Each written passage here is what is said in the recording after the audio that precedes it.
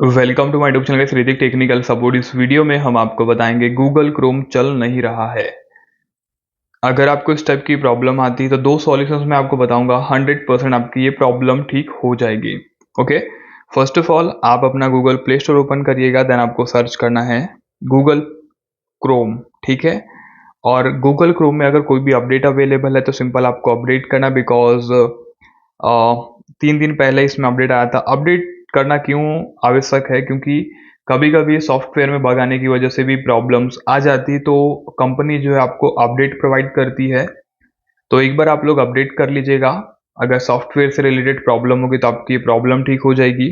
Second चीज़, अगर आपने Google Chrome को अपडेट कर लिया है फिर भी आपकी यह प्रॉब्लम ठीक नहीं होती है, तो आप गूगल क्रोम को लॉन्ग प्रेस करिए, देन आप इसके ऐप इन्फो वाले ऑप्शन पे क्लिक करिएगा, देन आप इसके स्टोरेज पे क्लिक करिए और आप इसका एक बार डाटा क्लीन करिए।